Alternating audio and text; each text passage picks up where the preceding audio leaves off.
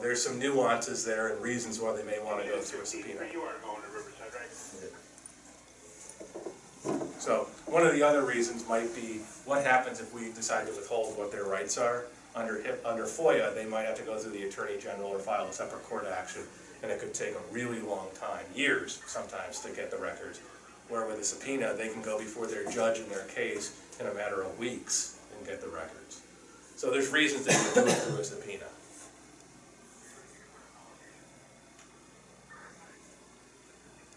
Subpoena for trial, again, talk to me. You don't need a HIPAA release because the judge is ordering testimony and the judge says you can say it, So you're fine there. But again, I can arrange a convenient time. So the problem with the trial subpoena is you're going to get subpoenaed for the day the court case is up for trial. So if it starts next Monday, you'll show up on Monday.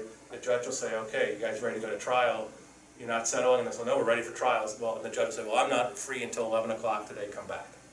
Then they come back at 11 and say, okay, I'm going to give you an hour for opening arguments, but from a scheduling standpoint, we're not going to take testimony from witnesses until Tuesday. So now you've just spent all of Wednesday sitting in a hallway in a courthouse. And then on Tuesday you get there and you're going to sit in the hallway again, and they may never get to you that day. It may not be till Wednesday that they actually call you. So now you're on day 3 of sitting in a hallway, because you can't be in the courtroom during the trial.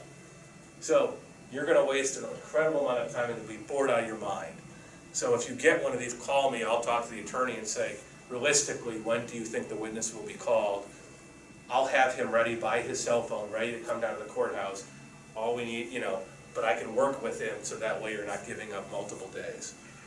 So definitely let me know if you receive a subpoena for trial. And then this happens all the time. Attorneys call. I don't know if anybody likes the show. I do. But, like this attorney character, but they'll call you instead of doing a FOIA request, instead of doing a subpoena, and they want to fish to see what information you may have. And it may not be a HIPAA-related issue. It could be just in general on something else. But the general, don't talk to attorneys. Your time is too valuable, and you don't know what their angle is. Best thing to say is, you know what? It's best if you talk to the village attorney, and then we can figure out what it's about and why. But don't just talk to attorneys who call. So when you provide testimony, I'll give you a couple tips. Number one, you're under oath. This is your only job is to tell the truth. Make sure you do. Don't want to commit perjury. Listen carefully to the question and answer only what is asked. So if they ask, remember you're under oath, so you want to listen carefully so you don't say something wrong.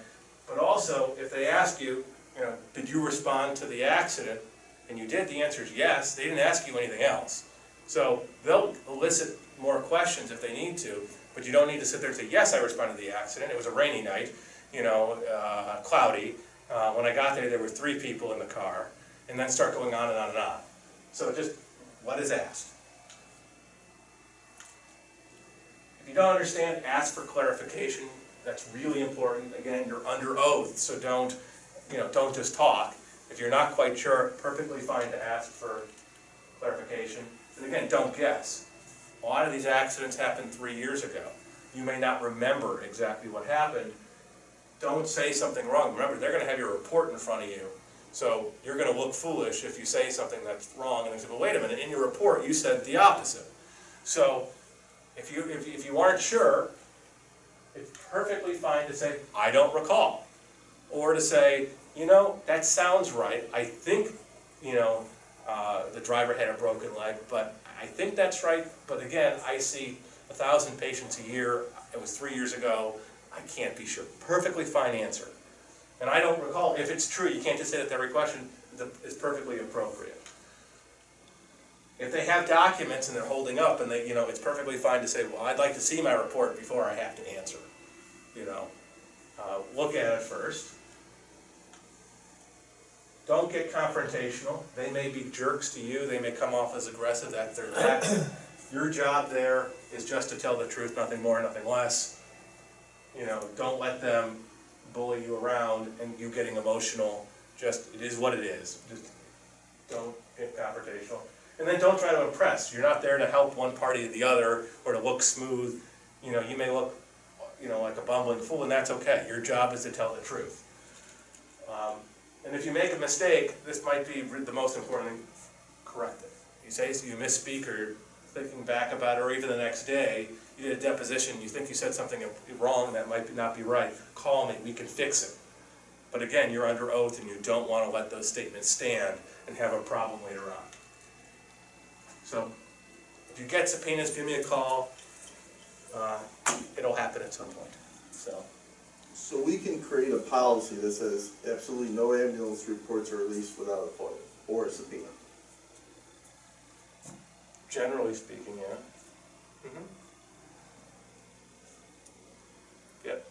Now remember, with a FOIA, any request, any written request for records is a FOIA request.